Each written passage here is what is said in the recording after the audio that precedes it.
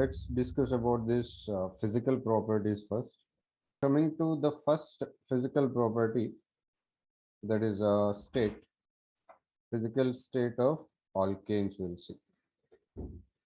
Not all the alkanes will be having a same physical state.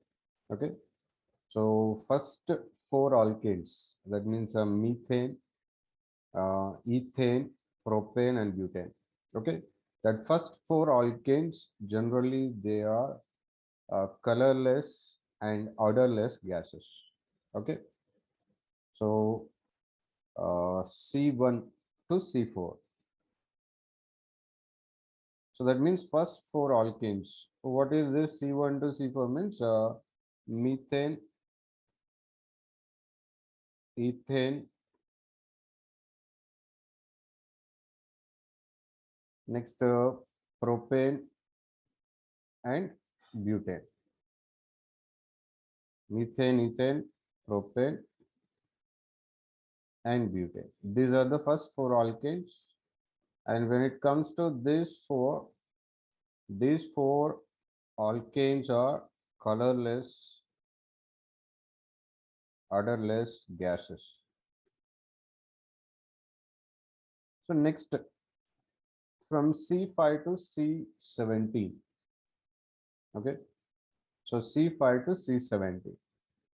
So those C5 to C17 again they are colorless only, but this time they are liquids, colorless and odorless liquids.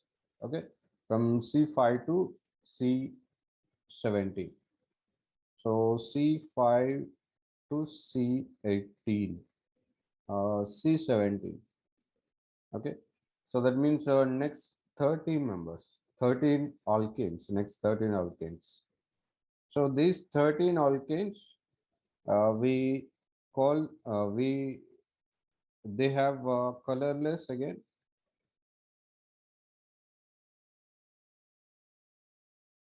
and they don't have any smell, but these are liquids at room conditions. Okay, next after C17, so C18.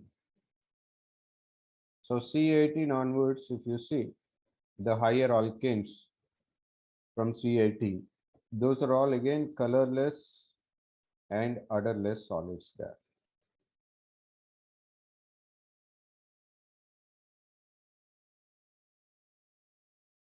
So colorless and odorless solids will say, right? So that is regarding the physical state of these alkanes, right? So next, after the physical state, now we are going with density. So next part is density. So here coming to density part. So generally these alkanes, okay, they are having less densities. That means they are lighter than water, you can say. Okay, so lighter than water. So whenever you are taking alkane and if you add water to it, so these alkanes will float on water. That's why we can say they are lighter than water.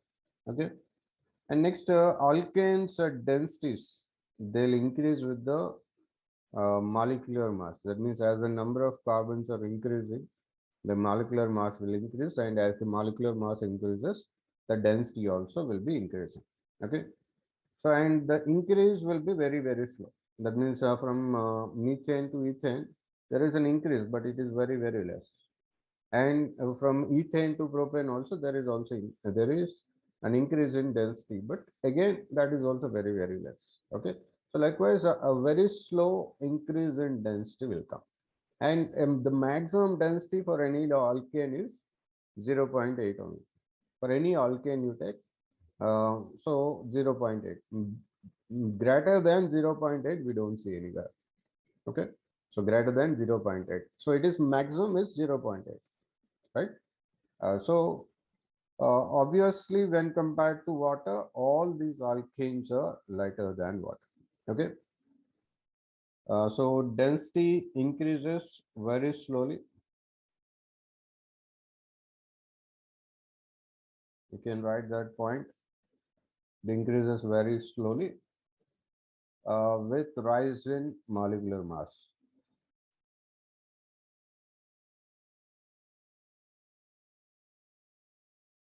Okay, rise in molar mass and becomes constant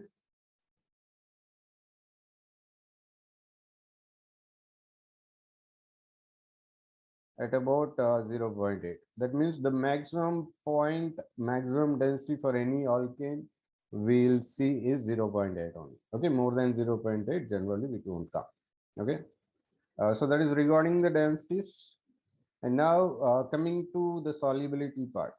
Okay, so generally all the alkanes are non-polars. So non-polar compounds generally they are soluble in non-polar solvents only.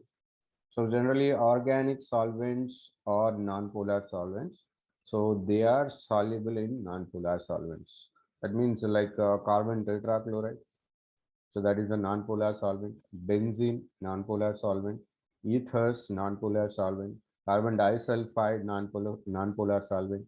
Okay, these kind of organic solvents, there these alkanes will be soluble. And you are going with polar solvents like water, they are immiscible in that. Okay, with water, immiscible. So with non-polar solvents, that is soluble.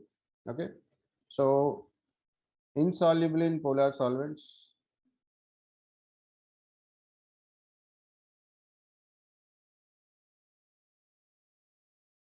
Insoluble in polar solvents.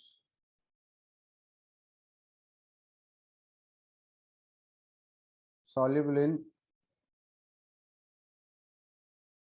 non-polar solvents.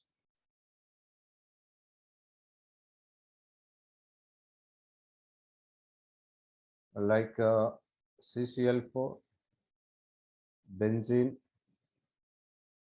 carbon disulfide, etc. Okay, these are all non-polar solvents we have. And that solubility, okay, in this solubility will decrease with increase in molecular mass. Okay, so as we are having a more molecular mass, it will be having a less solubility. Okay, so the solubility decreases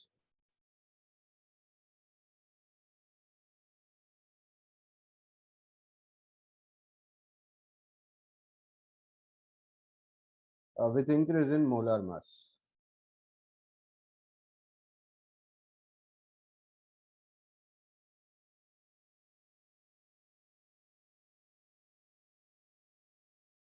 Okay, right, so that is regarding the solubility part. Next, coming to the boiling points.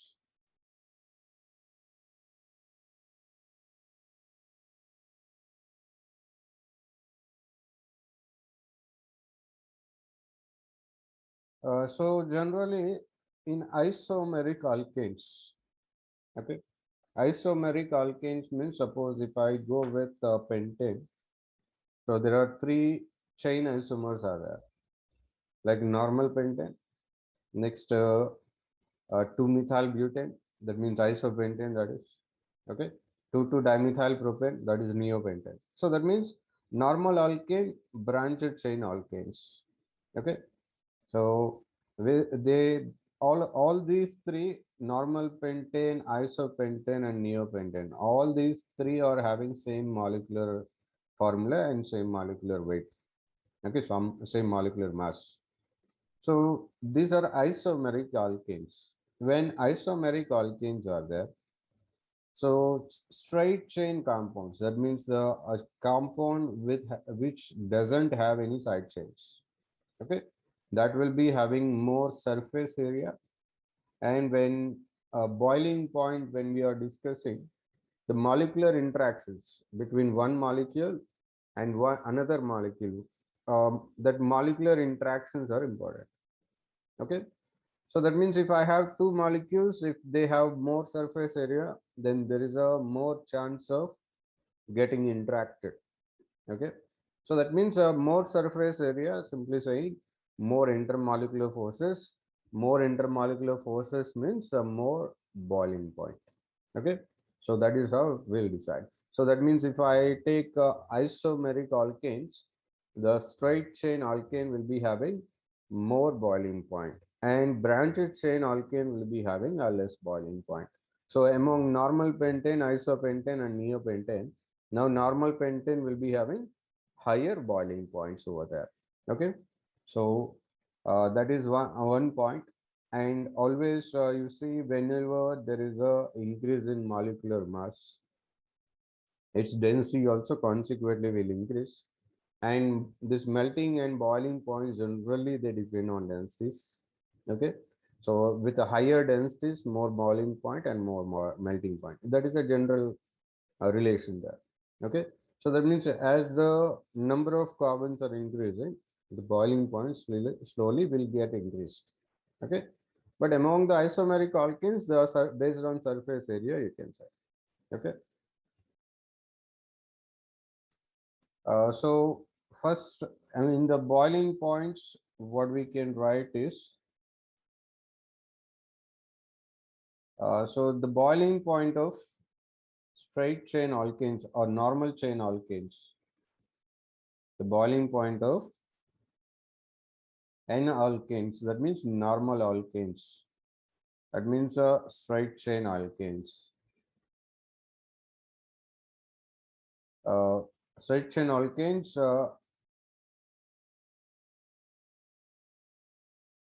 are higher than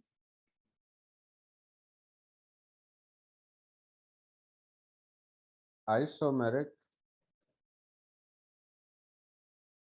branched chain alkane.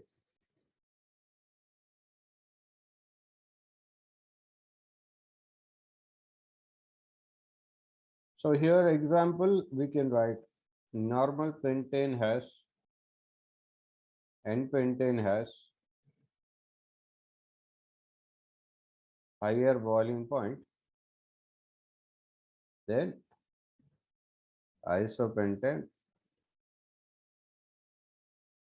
and neopentane.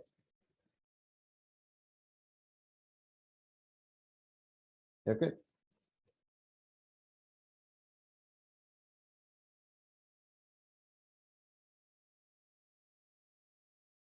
And from one alkane to the next alkane. Okay. Generally, there is an increase in boiling point, and that too, it will come around 20 to 30 difference. Okay. That means suppose if I go with N-pentane and N-hexane. So the boiling point difference, the temperature difference will be almost around 20 to 30. Okay. So anytime among the successive members, that means from one alkane to the next alkane. So the boiling point generally will increase, and that too the increment will be around 20 to 30 degrees. Okay, that is a trend in the boiling point. So that is one more point we can add here, the boiling point difference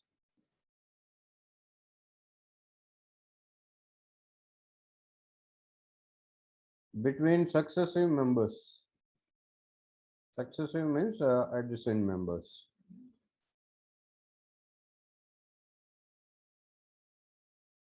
Okay, successive members of the series is about 20 to 30 degrees.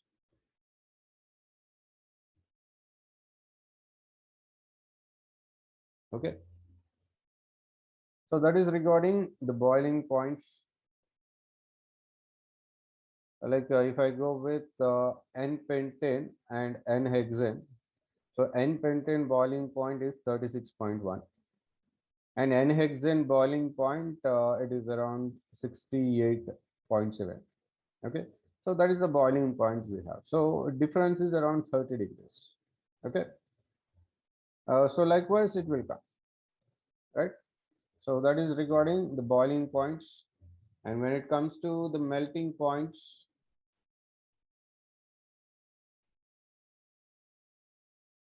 so coming to the melting points, the alkanes with even number of carbons will be having higher melting points than the next alkane. So that means suppose if I go with butane, butane will be having higher melting point than pentane as well as propane. Okay, butane is having higher melting point than pentane as well as propane also. Okay, so generally even alkanes with even number of carbons when you have, they'll be having higher boiling points. Okay, than the alkanes with odd number of carbons. Okay, so uh, all melting points will write, and that point will add here.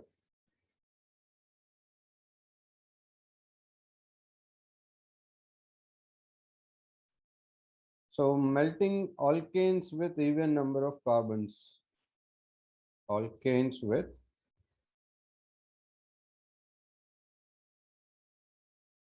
even number of carbon atoms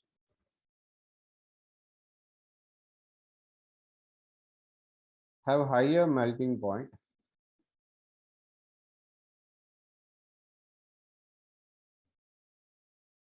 than the next lower and next higher. Next higher and lower alkanes. Higher and lower.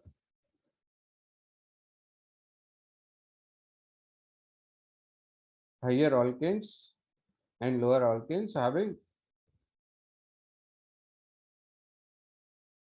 odd number of carbon atoms.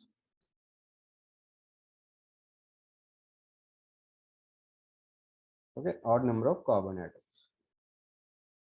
So that means if I take butane, butane will be generally having higher melting point than propane and pentane also. Okay, so here that example will add. So butane melting point.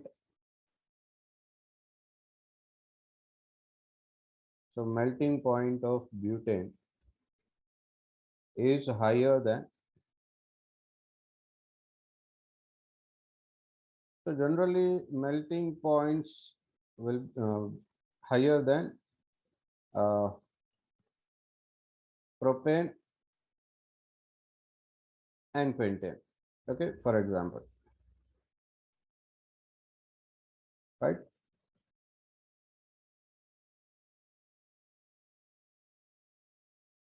And one more important point we need to add is whenever we are discussing about the melting points, the symmetrical arrangement. Okay, that is what is important. So suppose I have a carbon chain with odd number of carbons and even number of carbons. We'll see. Okay, so suppose I have a carbon chain like this.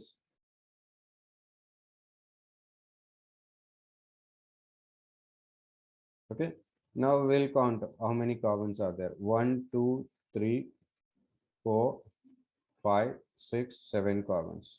So here I'm having odd number. Okay, and next when it comes to another carbon chain, this is another carbon chain. Okay, so total 6 carbons I'm having. So here even number I have. Okay, so a carbon chain with even number of carbons will be more symmetrical than a carbon chain with odd number of carbons. Okay, so when I have a more symmetrical compound, then easily you can arrange it, or close packing is very easy. Okay, close packing is more easy. It is highly possible. More close packing can happen. So whenever melting point is there, so that symmetry part will consider. Okay, symmetry of the compound. So when I have more symmetry in the compound, so that can be easily uh, uh, kept closer to each other. That means close packing is possible. So when close packing is possible means in a unit volume, its density will be higher. Whenever densities are higher, as I already told you, So that melting points and even sometimes boiling points also will be higher in that case. So that is what the reason is here. So why even number of carbons, that alkanes, why they have a higher melting point means because of their symmetry or symmetrical arrangement. Okay, symmetrical arrangement. So more symmetrical arrangement, more close packing, and close packing whenever you have, that will be having a more densities lead to more melting point. Okay, that is the reason for it. Right, so next, that is all regarding the physical properties of alkanes. Now let us go with the chemical properties here.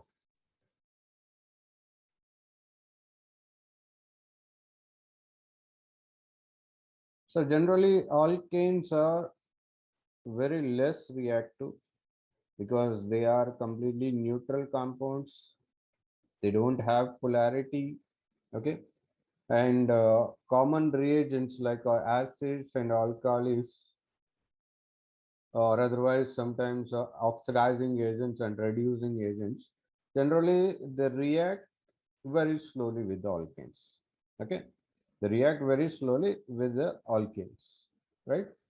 So but these alkanes also can undergo some reactions. Okay, some chemical reactions they'll undergo. And what are those chemical reactions, I will say.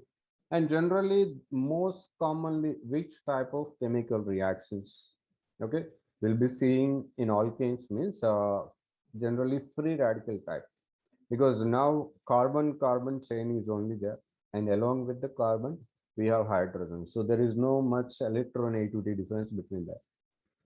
Okay, between carbon and hydrogen, very less electronegativity difference. So generally they are not polar bonds similarly.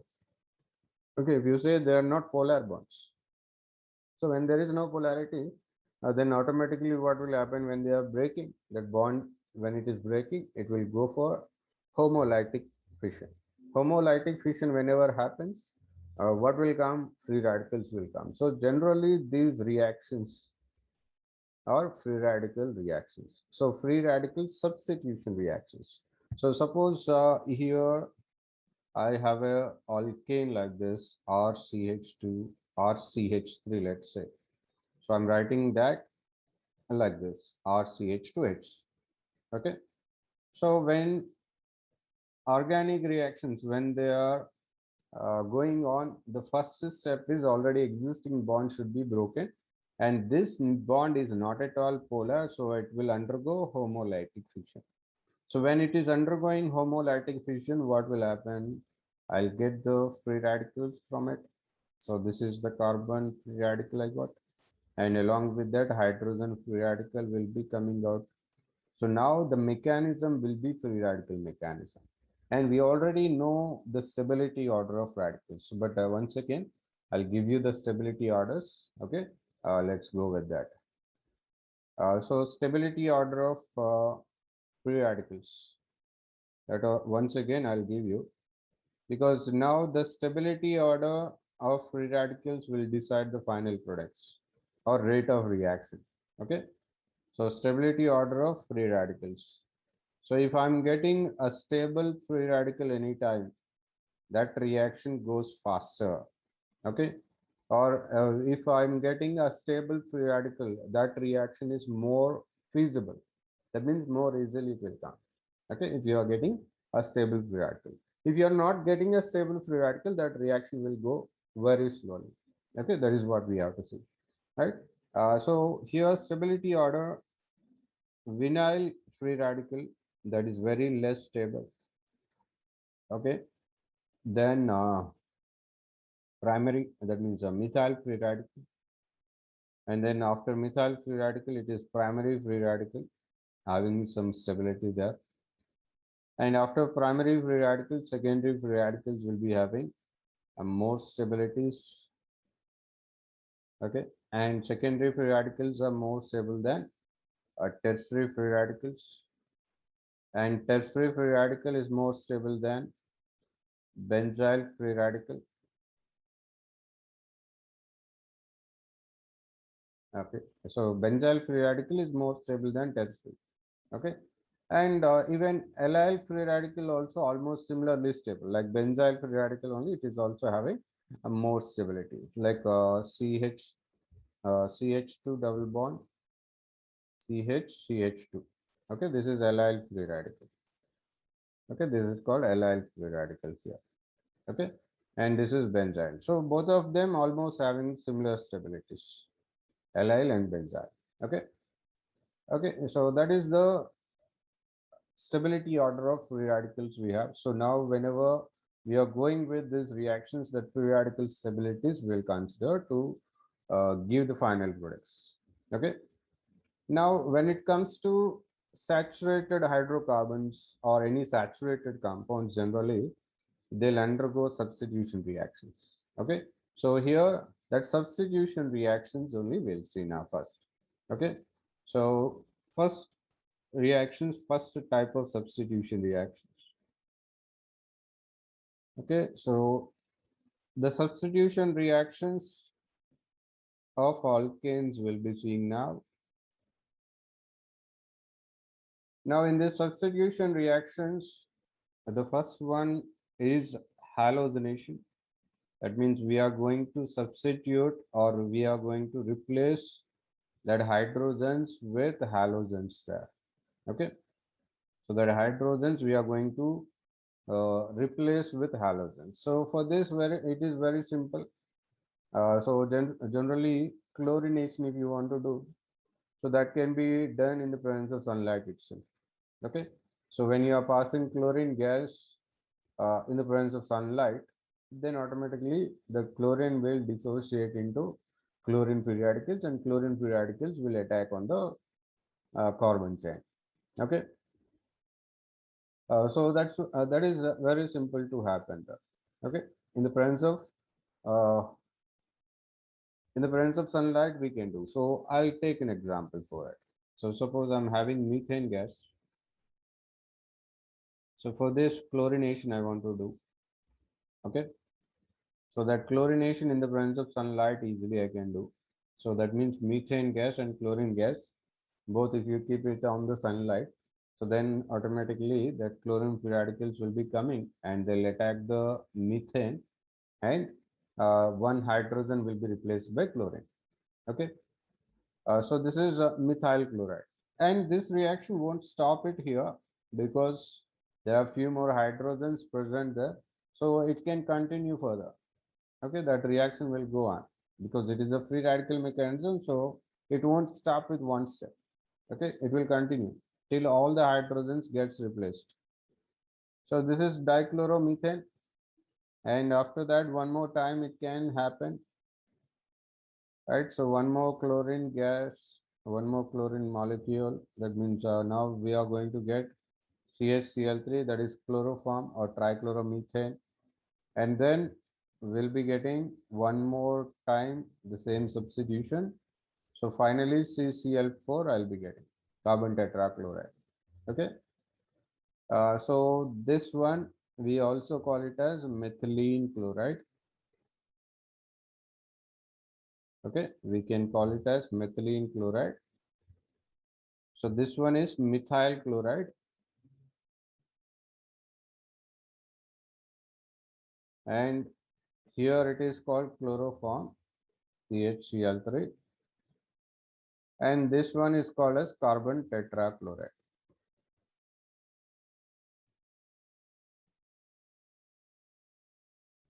Okay, so this reaction will continue till we get carbon tetrachloride. So now here, generally for chlorination, whatever hydrogen is there, okay, primary hydrogen, secondary hydrogens. Now in this methane, I don't have primary, secondary hydrogen. Okay, but in some other alkanes, if I go, like if I go with propane, so I have two types of carbons in it. Okay, in propane, two types of carbons are there. So primary carbons are there and secondary carbons also there. So that time there will be a different products come. Okay, so first primary carbon or primary hydrogens will involve or secondary hydrogens will involve. So that is very important. Okay. So generally for chlorination, okay, the reactivity of primary, secondary, and tertiary hydrogens will be like this. Okay, for chlorination, reactivity of primary, secondary, tertiary, primary, secondary, and tertiary hydrogens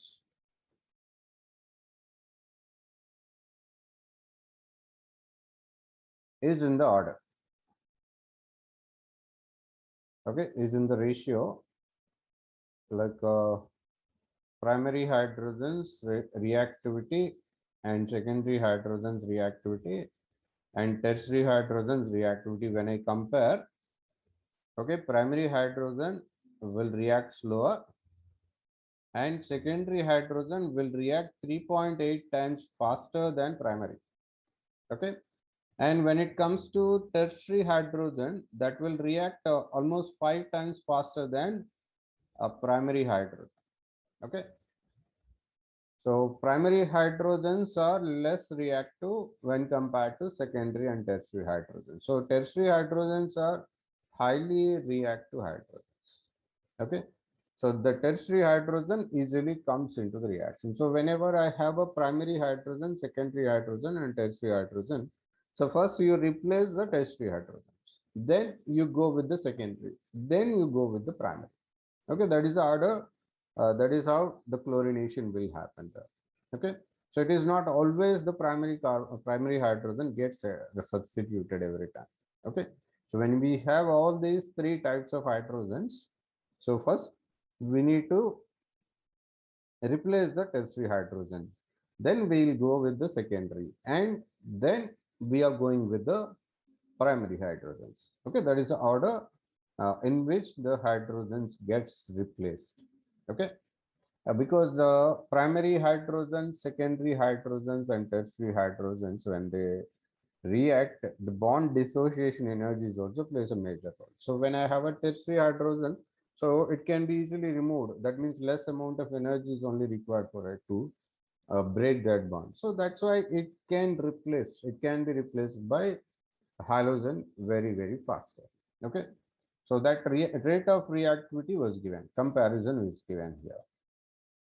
Okay, few more points we need to remember is among primary, secondary, and tertiary carbons, okay, or hydrogens, the sequence of reaction, okay, the sequence of reaction will be like this. So like when I have methyl group, it will be easily substituted. Okay, then primary hydrogens will be substituted, primary carbons, and then secondary, and then tertiary carbons uh, will be having more reactivity. So that means these are having, this is how they have bond energies. This is the bond energy order. So the reverse will be the order of reactivity. Okay, that means we'll be having a tertiary hydrogen reacts faster than secondary, secondary reacts faster than primary, and primary reacts faster than methyl. Okay, or methane. Okay, this is reactivity order. This is a reactivity order, we'll say here. Okay, so the first one is a bond energy order. There we'll be having more bond energies, and here we'll be having more reactivities. Okay, so this way we can easily do. So suppose I'll take an example now. Okay, in this example we'll see. Okay, what will happen. So suppose I'm having a butane. Okay, normal butane I have. So CH3, CH2, CH2, CH3. This is normal butane. So now there are two different carbons are there, primary carbons and secondary carbons. Okay, two primary carbons and two secondary carbons. So now there is a substitution which can happen at primary as well as secondary carbons. Okay, in both the places it can happen. Okay, so now relative amounts which will come, which primary carbon substitution will happen more or secondary carbon substitution will happen more. Okay, that we'll see. So suppose here I replace the primary hydrogen, okay, and I'm getting this product A.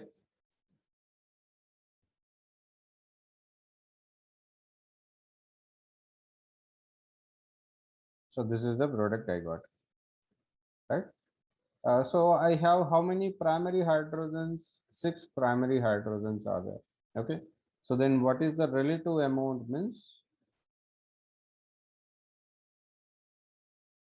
That relative amount is equal to number of equivalent hydrogens. That means number of primary hydrogens into the reactivity, okay?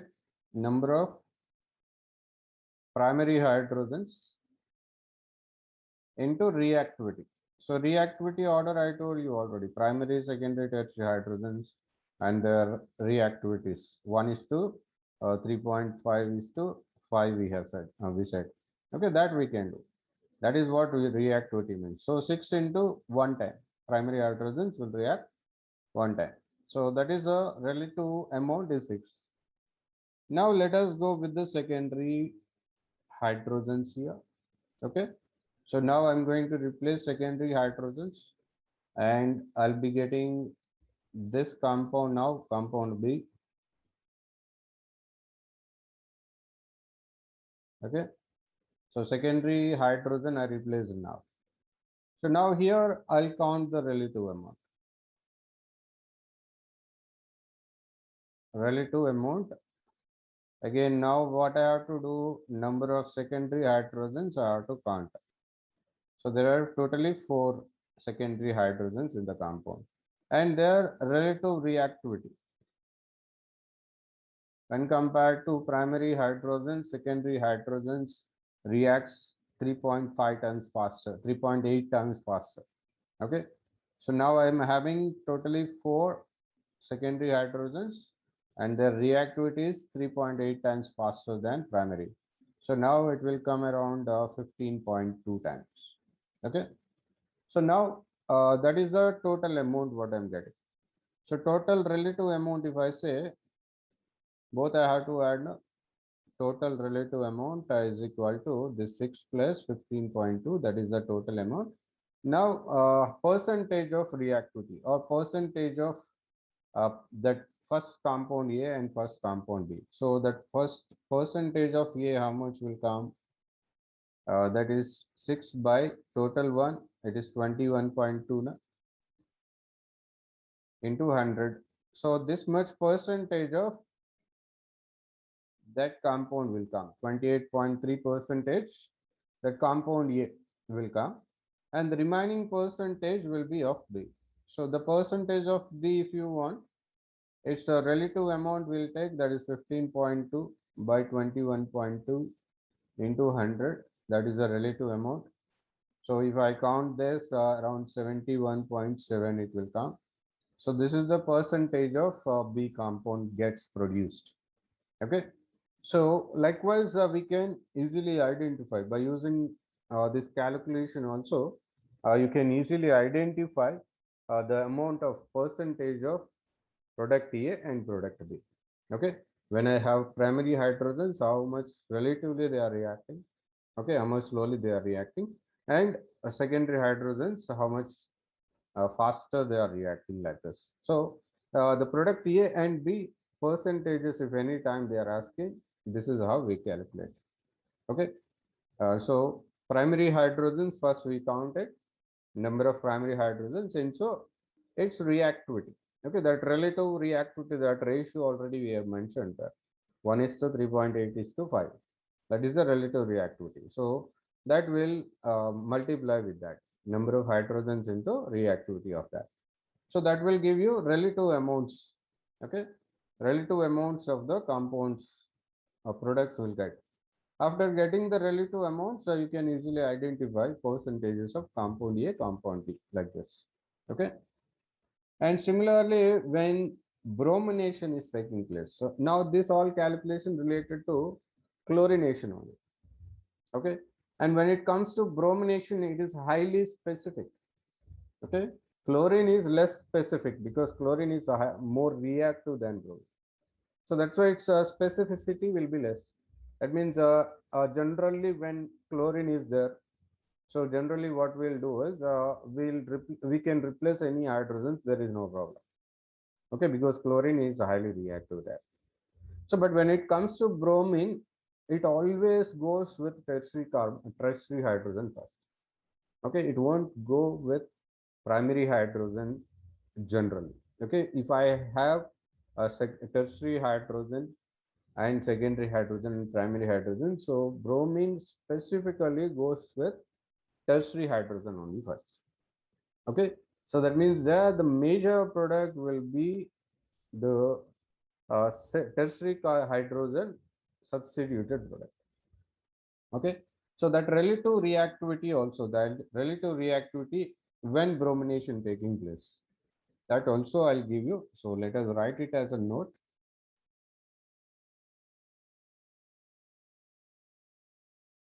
The relative reactivity of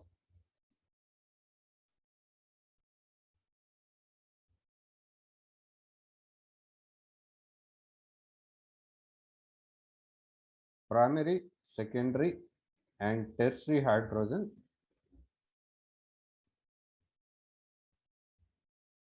to bromination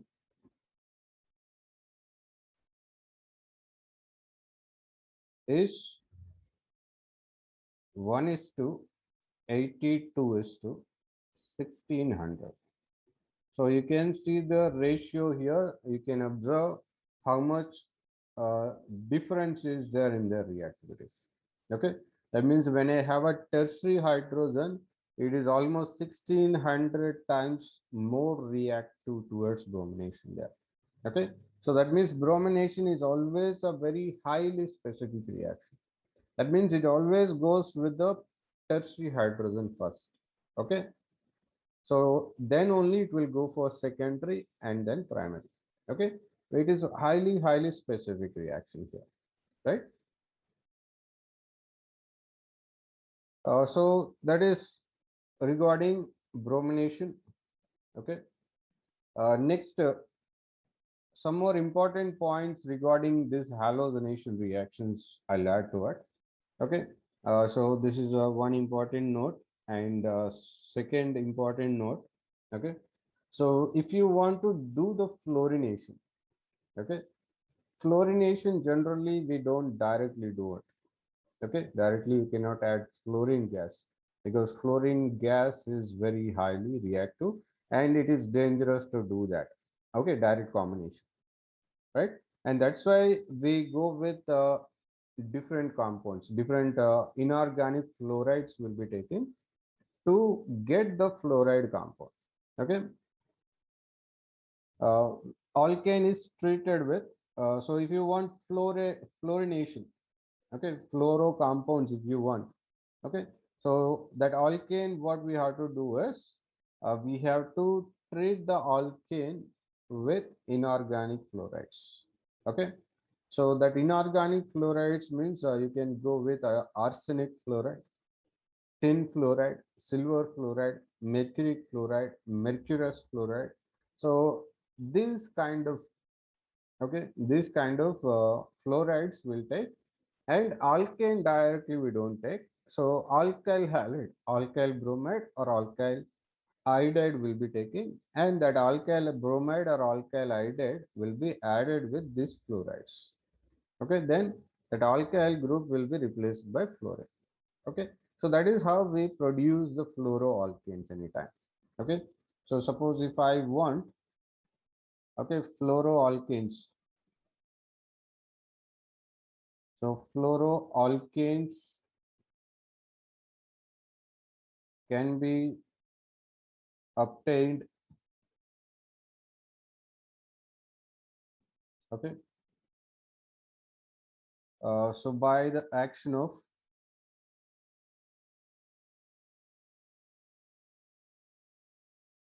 inorganic fluorides. So that inorganic fluorides example I'll write.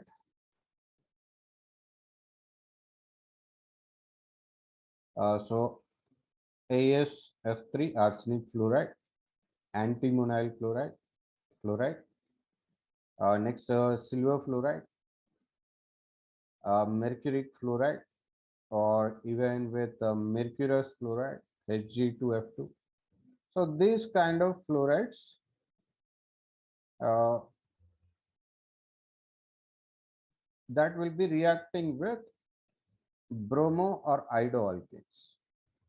Okay, bromo iodoalkanes. Okay, I'll write the example here. So suppose I'm having ethyl iodide, C2H5I. So that will be reacting with HgF2. Okay. So then easily you can get fluorocompound. So direct combination is always advisable to avoid. Okay, because that is a violent reaction.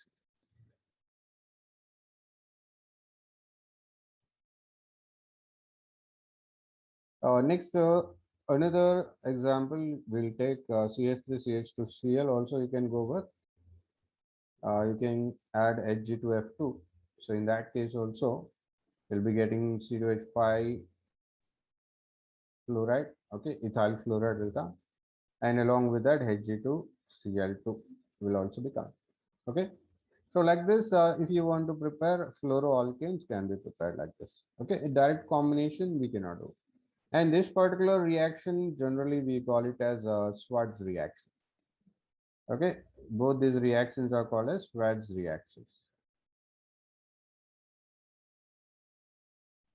So preparation of fluoroalkanes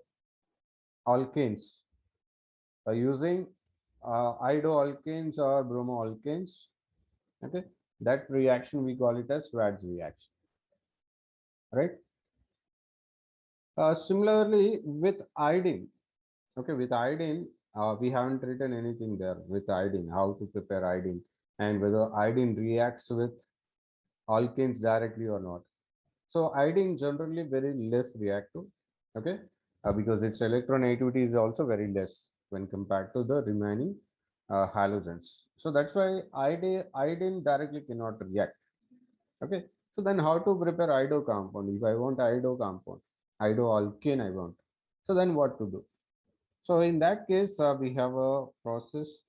Okay.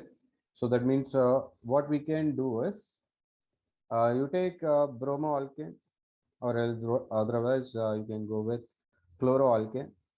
Okay. So that you treat with sodium iodide. Okay. So if you treat it with sodium iodide, so that will convert into iodoalkane.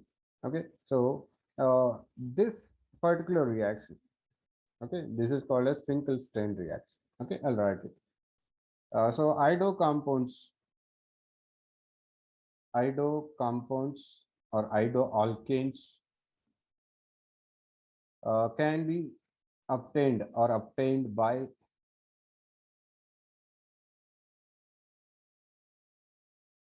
treating chloro or bromo compounds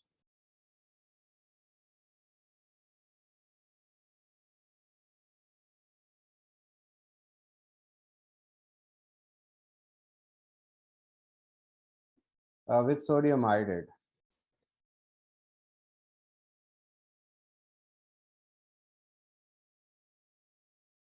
Okay, so we'll add sodium iodide that is present in concentrated solution of acetone. Okay, so that means sodium iodide and this chloro or bromo alkane is you are taking. No, so the common solvent for both of them is acetone. Okay, so in that acetone medium, we'll do that. And this reaction, we call it as Finkelstein reaction. So I'll write the example also here. So C2H5Br I'm taking now initially, ethyl bromide, and this is going to be reacting with sodium iodide, okay, in acetone, right?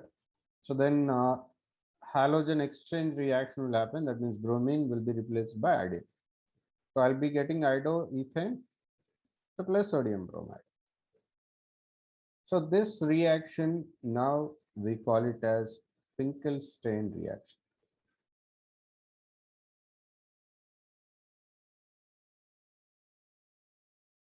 Okay, so this is called as Finkelstein reaction. So halogen replacement, halogen exchange we can write. Okay, so one more time, the important points regarding this hallucination. Okay, important points regarding this hallucination. What are the points we should remember? Okay, while writing the products or products, that points separately will write. So points to remember. Important points. So the first point is relative reactivities of halogens.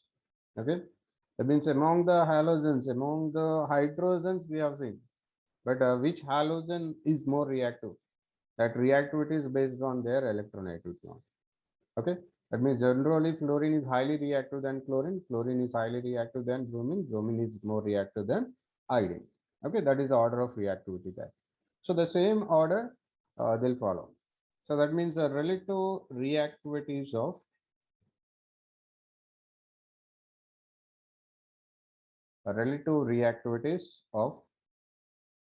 halogens on alkanes.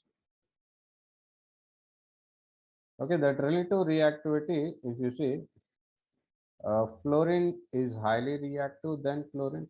Chlorine is more reactive than bromine. Bromine is again more reactive than iodine. So that is the relative reactivity of halogens on alkanes. Okay. So that depends on electronegativity of the halogens. Next point. The replacement of hydrogen. Okay. The replacement of hydrogen by halogen. Right. So that already we have discussed, but again we'll write it in these points to remember. Okay. The relative reactivities of hydrogen atom, or you can say the replacement of hydrogen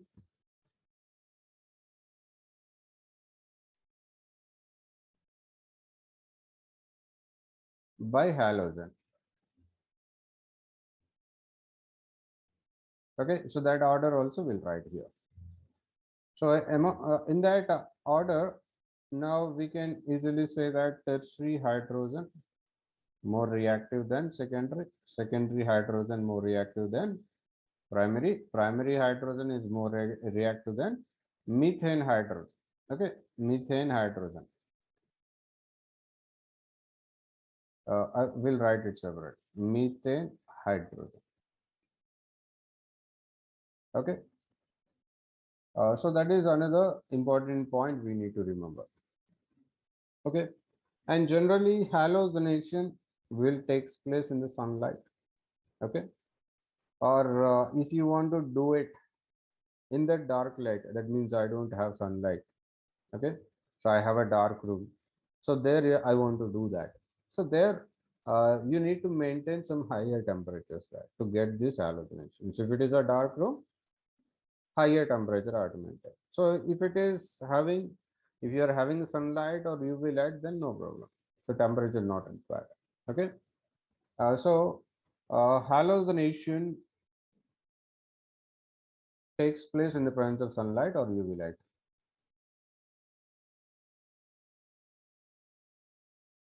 Okay. So halogenation takes place in presence of sunlight,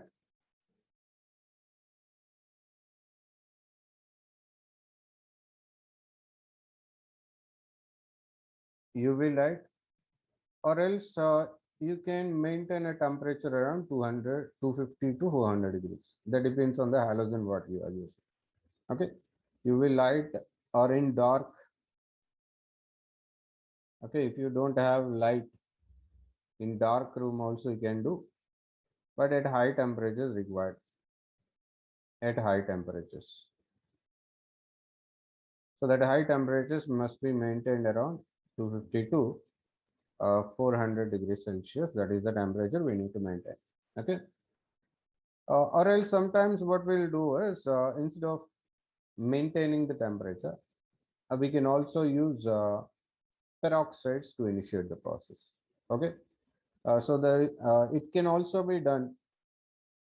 Okay. It can also be initiated by That means that halogenation can also be initiated by peroxide. Okay. So that peroxide, generally normal hydrogen peroxide we don't take. So benzoyl peroxide generally we take. Okay, benzoyl peroxide. That means hydrogen peroxide means two hydrogens will be there. Now in benzoyl peroxide, two benzene rings, their peroxide bond will be there in between there.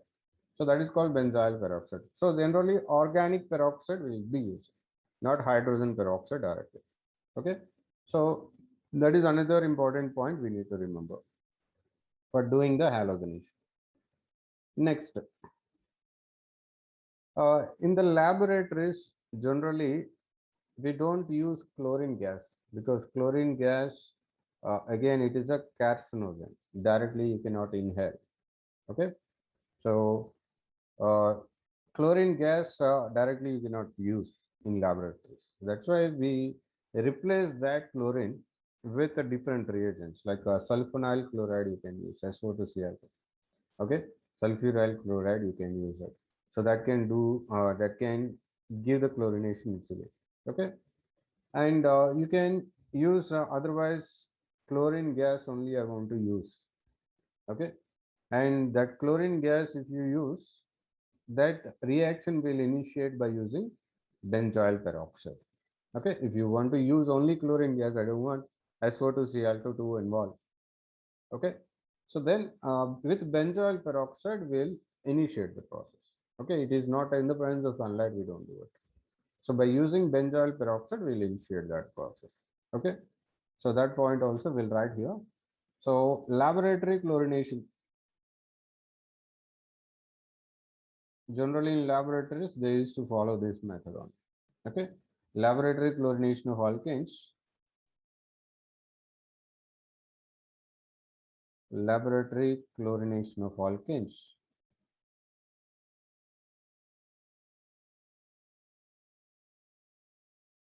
It is done with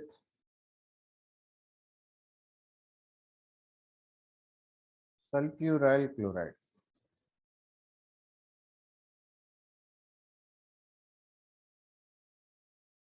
So the formula of sulfuryl chloride is SO2Cl2.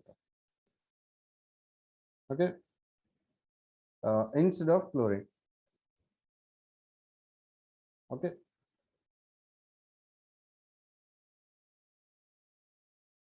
instead of directly Cl2, you no need to take. So SO2Cl2, if you take that chlorination in the laboratory, you can use it. You can do it. Okay. So these are all the important points we should remember regarding the chlorination or halogenation of alkanes. Okay. Next, after halogenation, now I'm going with nitration. Okay. So next nitration we are going to discuss. Here we are going to do this nitration, and generally nitration cannot happen with lower alkanes. Okay, lower alkanes generally they won't react. Okay, with the nitric acid no reacts. But when higher alkanes like N-hexane, N-heptane, so that higher alkanes generally when you take with a fuming nitric acid or else concentrated nitric acid when you heat. Okay, so that time nitroalkane will come. Okay, so with lower hydrocarbons it is generally won't happen. Okay, so generally it won't happen there. So but with higher hydrocarbons this reaction will be easily happening there. Okay, so with the lower hydrocarbons what will happen is sometimes with the lower hydrocarbons also will write the reactions, but that time carbon chain will break into smaller parts. Okay, I'll show you all that examples.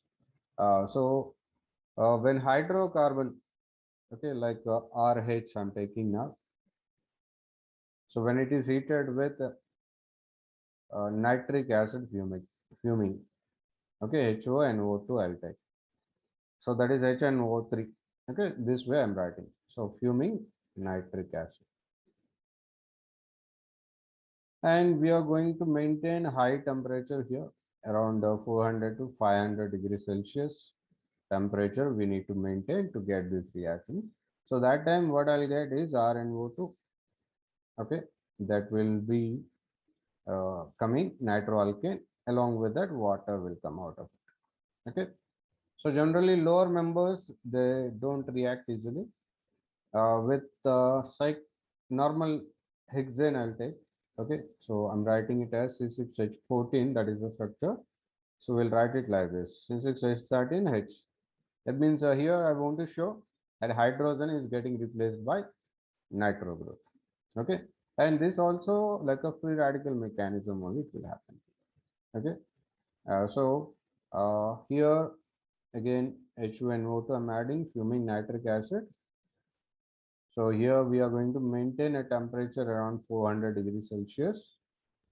Then I'll get C6H13NO2. That means nitrohexane I got. Okay, and water will come. So this is the reaction we'll be seeing now. So, but with lower alkanes, okay, in vapor phase, that nitration can happen. But that nitration, when it is happening, the carbon chain will break into smaller alkanes and smaller alkyl nitrates will come. Okay, so let us see that. So suppose I have a methane gas. Okay, methane gas. So these are all nitrations. We generally call them as vapor phase nitration. We'll say this. Okay, so because lower alkanes are gases at room conditions and they'll remain in gaseous phase only even at higher temperatures also. Okay, so that's why these are called as vapor phase nitrations. So now if I take methane and when it is heated with fuming nitric acid around higher temperature, that means this time you need to maintain around 450 degrees Celsius. So you'll be getting nitromethane. Okay, this will come, nitromethane will come, right? So if you go with other hydrocarbons, other lower hydrocarbons, suppose this time I'm going with C3H8. That means propane I'm taking now. Okay, so this propane and its nitration will be doing now. So HNO3, again it is fuming HNO3. Okay, so that will heat it around 450 degrees Celsius again. So this time I'll get nitropropane, that is one thing. Okay, CH3, CH2, CH2NO2 will come. Okay, nitropropane. So this is 25% will come. Along with this, one nitropropane. Okay, two nitropropane can also come. So that means I'll be getting nitro group attached onto the second carbon. So this is two nitropropane. So this will be around 40% product it will come. Okay, and along with these two, you'll also get C2H5NO2. Okay, and CH3NO2. Lower alkanes will also come. That means some of the propane chain is breaking into smaller hydrocarbons and then getting nitrated.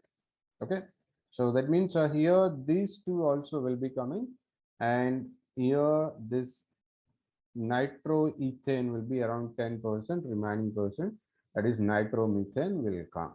Okay, so even with butane also will get the products like this.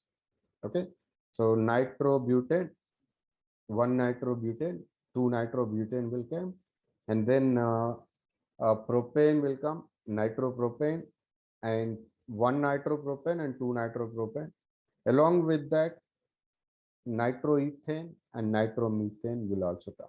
That means it will be a mixture of nitroalkanes. Okay, lower nitroalkanes. Okay, will come. So that is what is called vapor phase nitration. Okay. So that is regarding nitration. And during this nitration also, it is a free radical substitution only. Okay. Even with sulfonation also, the same thing will happen. Okay, lower hydrocarbons doesn't undergo sulfonation, but with the higher hydrocarbons, we have to continue the process for a longer time.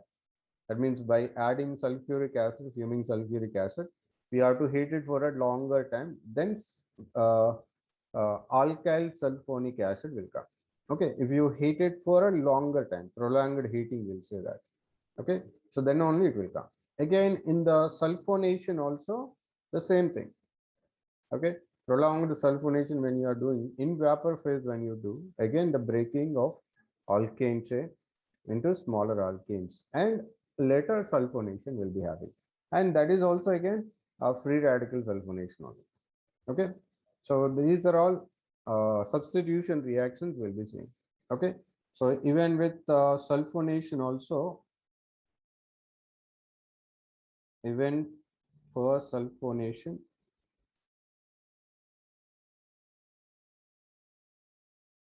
similar mechanism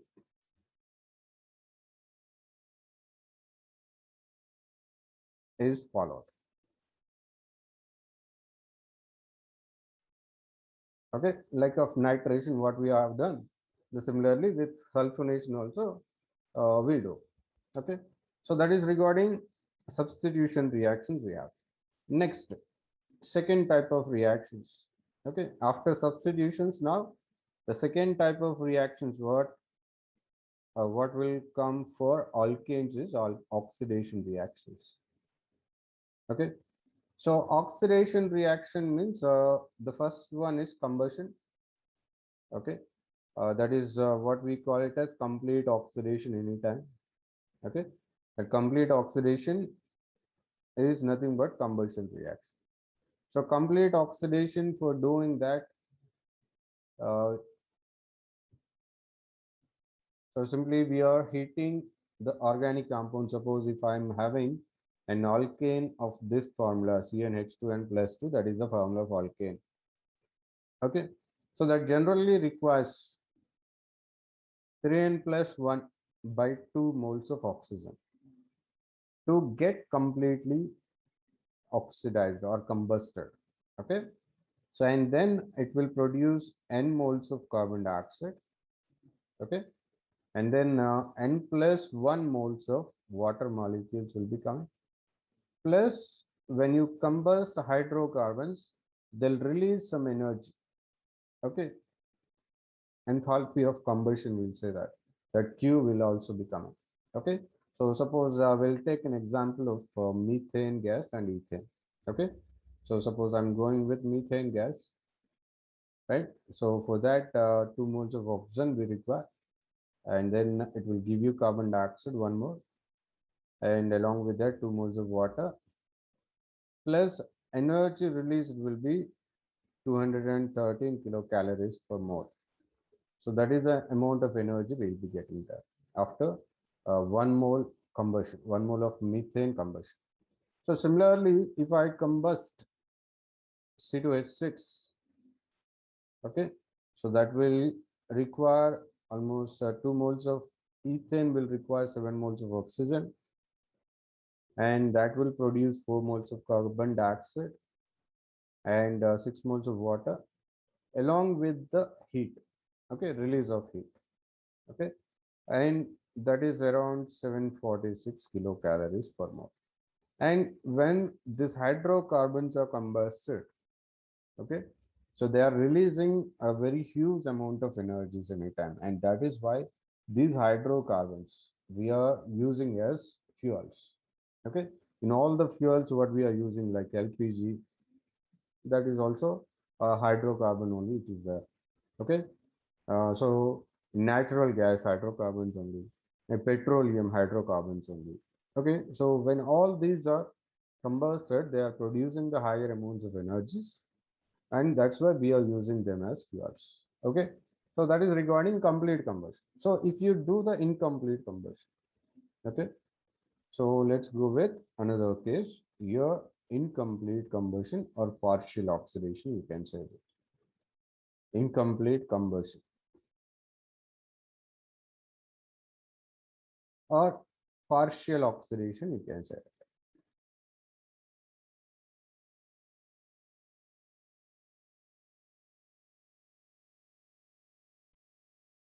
Okay.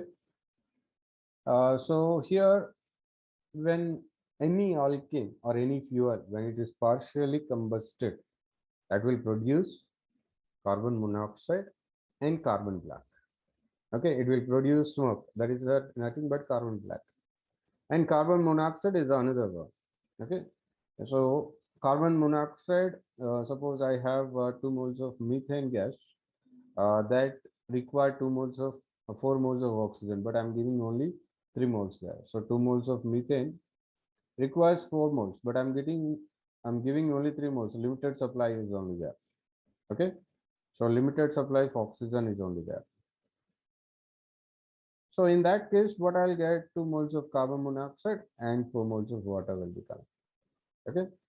So similarly with methane gas, only 1 mole of oxygen I pass it. So that time I'm getting only carbon. That means carbon black will come, soot only will come, and then water will come.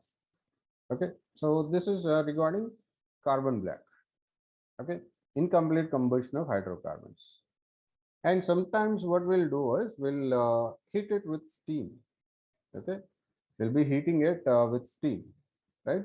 So this is one incomplete combustion and with steam also. So we'll heat this hydrocarbon with steam. Like if I'm going with methane gas, I'll pass steam through it. So when you pass steam through methane gas in the presence of nickel catalyst, or else so you can go with aluminum oxide.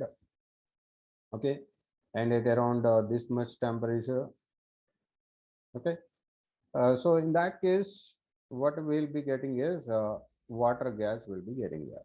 So carbon monoxide and hydrogen, water gas preparation. Okay, so this all comes under incomplete combustion. So there is one more type of oxidation is also there using catalysts.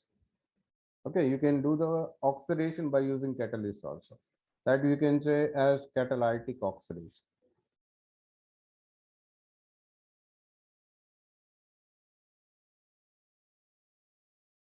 So this is another type of oxidation we are going to do. Okay, so in previous cases only oxygen gas we passed. Initially we have given excess supply of oxygen, and in the second case what we have done, we have supplied oxygen but a limited amount only. Limited amount of oxygen is supplied. Now catalytic oxidation I'm doing. So for catalytic oxidation I'll give you some examples. Like if I go with the methane gas. Okay, and this I'm doing the oxidation. Okay, so I'm writing like this.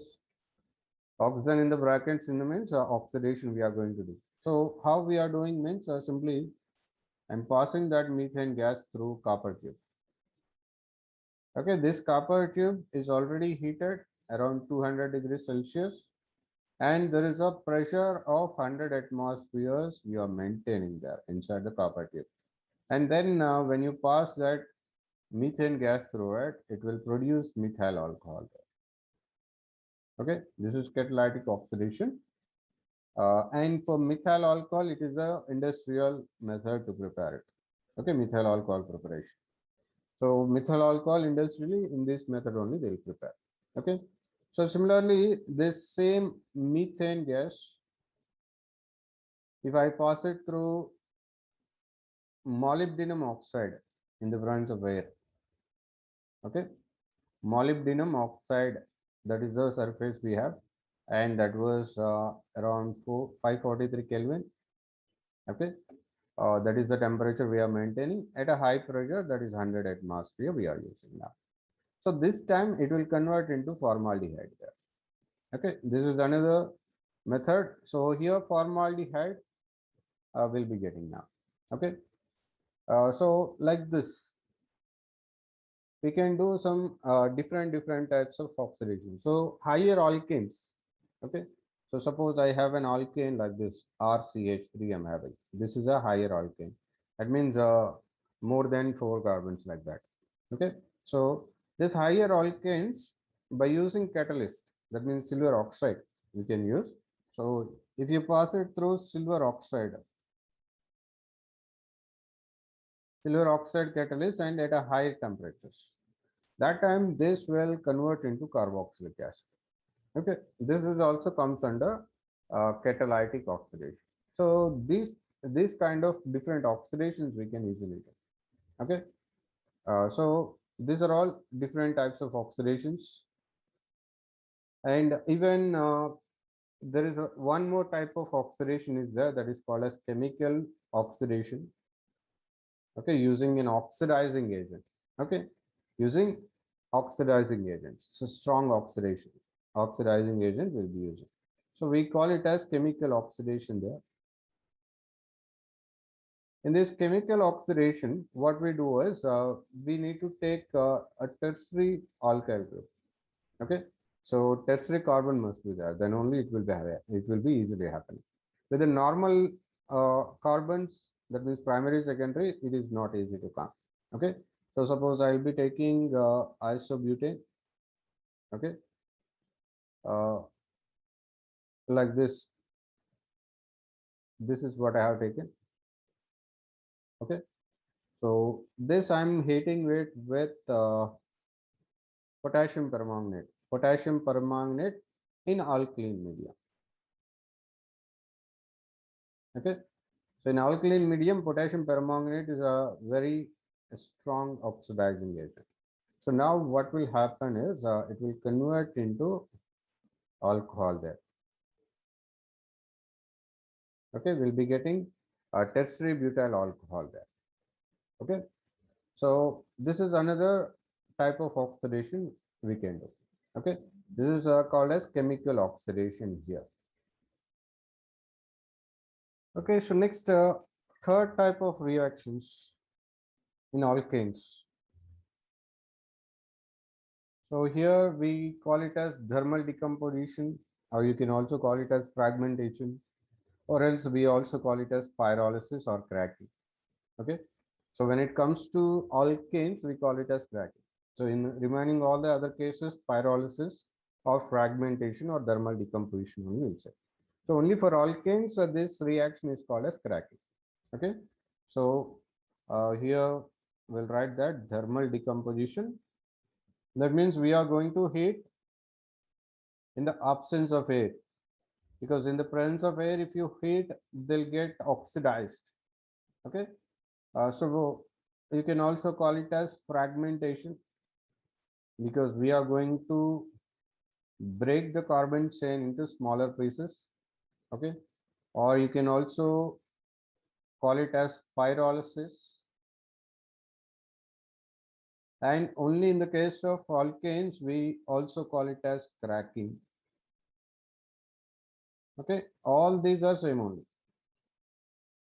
So that means here alkanes are decomposed, or uh, they are converted into smaller pieces. That means smaller alkanes, smaller alkynes, whichever smaller compounds are there, smaller alkanes, smaller hydrocarbons are there, all of them will come. Okay, so whatever smaller hydrocarbons are there, all of them will come. Okay, so suppose in this pyrolysis, we in the absence of air, that is important case here. In the presence of air, if you do it, they'll get combusted or oxidation will happen. So now in the absence of air, if I take methane and if you heat it around 1000 degrees Celsius, okay, so that time it will convert into carbon and hydrogen gas separates out of it.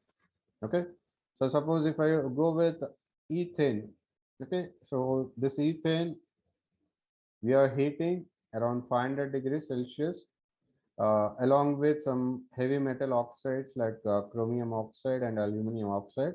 That combination will take so that to reduce the temperatures required. Okay, so that time what I'll be getting is we'll be getting CH2 double bond CH2 ethene plus hydrogen gas. Okay, so that will come. So next C3 H8 propane I'm taking now. So this time again, we'll be heating it. Okay. So when you heat this compound, there are two types of products will come. So you can get the alkene, corresponding alkene. That means you'll be getting CH3, CH double bond, CH2. Propene will come. Okay. So that means here what happened? Carbon hydrogen bond is broken. Okay. It is fission of carbon hydrogen bond. So and carbon carbon bond also can get broken into pieces. That means now you can also get CH2 double bond CH2. This is another possibility. Okay, so these are all hydrocarbons will be getting. So that means here what happened? Carbon bond got broken. Okay, so similarly, if I go with with butane also we can get the same type of results. Okay, smaller hydrocarbons will be coming. Okay, suppose I'll go with hexane now. This also I'll give you example. Okay, in case of hexane, again, when you heat it, there can be carbon-carbon breaking, carbon hydrogen breaking. Okay, all these are possible. That means you can get C6H12 plus hydrogen. This is one set of hydrocarbon will get. And then carbon-carbon bonds can be broken there. So C4H8, that is one compound, and C2H6 will also come. So similarly, you can get C3H6, and along with that C2H4 and methane gas also will come. Okay, like this, lower hydrocarbons, all the lower hydrocarbons will be as a products it will come. Okay, this reaction we call it as pyrolysis reaction. So especially for alkanes, if you are doing it, then it is called as cracking, only for alkanes. Okay, so when you are doing this process for alkanes, we call it as cracking reaction. In the remaining all other cases, it is just a pyrolysis reaction only. Okay, so that is another reaction we'll be seeing it. Next, one more reaction is there, and that is called as isomerization. That means we are going to convert a normal chain alkane into chain isomer. That means suppose butane I took, that butane will be converted into isobutane. So its isomer will come. So that's why we call it as isomerization. Right. Next, fourth type of reaction, that is isomerization reaction. So in isomerization reaction, what we are doing is normal alkane. That means one isomer is converted into another isomer. If I go with normal butane, CH3, CH2, CH2, CH3. So this is the normal butane I have. And when you are heating it with anhydrous aluminum chloride and HCl. Okay, anhydrous aluminum chloride in the presence of HCl concentrated. Okay, so we'll be heating this at around 200 degrees Celsius. The temperature will maintain, and at a pressure of 35 atmospheres will be maintained. So in that case, what I'll get is isobutane will become. That means now I'll be getting this compound there. Okay, this is isobutane I got. So that means it's isomeric compound. So one isomer is converted into the next isomer, another isomer. Okay, so this kind of reactions are called as isomerization reactions. Okay, that is another reaction we'll be seeing there. Next, after isomerization, we also see aromatization reactions. That means normal alkyl group, normal alkane is converted into aromatic compound. Okay, so this can happen with alkanes having 6 to 10 carbons.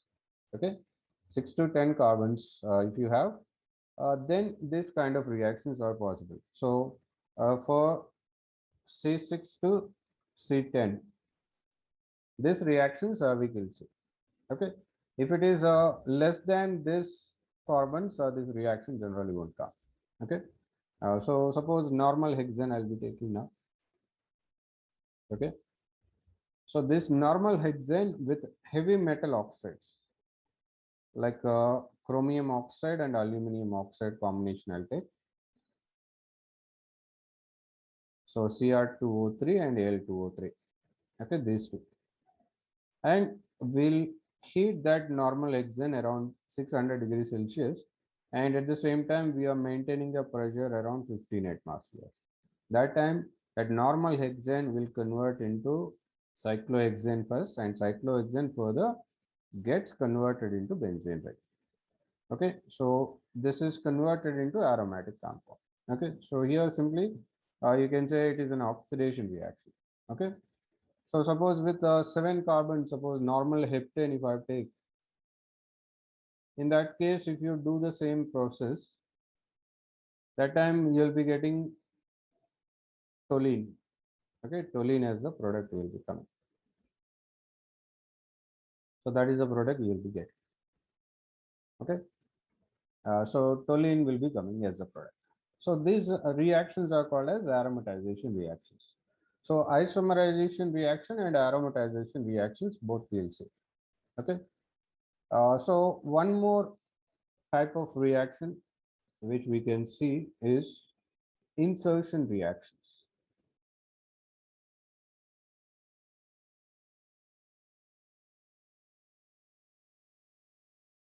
Insertion reactions. That means we are going to increase the carbon by one. Okay, 1 carbon we are going to increase. Okay, so for this we need to produce carbene. Okay, so for producing carbene, we have different reagents there. So like diazomethane is there, ketene we can take. Okay, so when they are heated or when they are in sunlight, they'll convert into carbene, and that carbene will attach to the carbon chain. So thereby 1 carbon will increase. Okay, so that means suppose if I take propane, I can get a butane there. Okay, butane and isobutane combination will come. So how to produce this? Here we need to produce carbene, and for producing carbene, we can go with diazomethane, that is CH2N2. This is diazomethane. Okay, so when it is in the sunlight, it will decompose, like it will produce carbene and nitrogen gas comes out of it. So that reagent I can use, right? Or else you can go with ketene, CH2 double bond. Ketene means C double bond O. Okay, CH2 double bond, C double bond O. So this is called as ketene. This compound also, when it is in sunlight, okay, it will decompose into carbene. Okay, and carbon monoxide will be coming out of it, right? So this carbene, now it will attach to the carbon chain. So suppose if I go with propane, CH3, CH2, CH3. Okay, that is normal propane I'm taking. And this propane, it is attacked by the carbene produced in that way.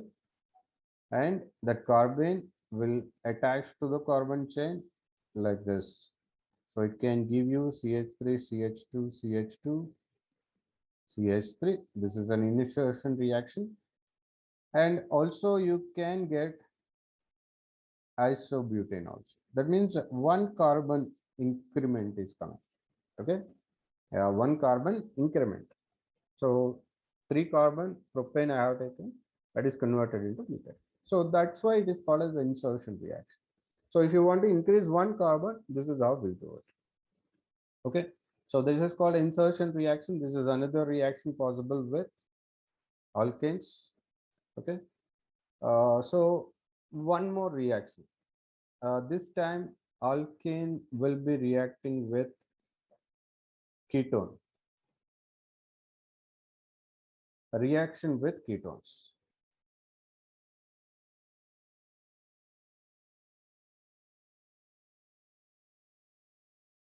Okay, so generally here isoalkane. Okay, any isoalkane you take, right? Isoalkane means already I think you know the last second carbon should be having a methyl group. That is called isoalkane. Okay, so that isoalkane, when it is heated with ketone in the presence of sulfuric acid, okay, it is heated with ketone in the presence of sulfuric acid, so that will produce a tertiary alcohol. Okay, it will produce a tertiary alcohol there, and this is another reaction we will see with ketones, and here only isoalkanes will be giving this process. Okay, isoalkane must be there. Okay, isoalkane is heated with, okay, heated with a ketone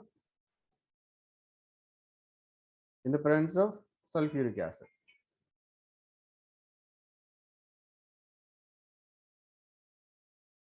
Okay, in the presence of concentrated sulfuric acid. So this is what it happens. So produces tertiary alcohol. So I'll write the reaction also. One example I'll write here. Let's see. So I'm going to take isobutane. Okay, because isoalkane is required, we said, no, right? So isobutane I'm taking now. So this is isobutane. Okay, and now this I'll be heating it with acetone, a ketone we require now. So first acetone I'm taking. Okay, that is the first ketone. So this must be heated with concentrated sulfuric acid. Okay, so now what is the compound I'll be getting here means I'll get the compound tertiary alcohol will be getting like this. This is the alkane part, and that hydrogen is replaced, and that ketone will attach in this manner. So this is the tertiary alcohol we got. So these are all the chemical reactions we'll see with alkanes.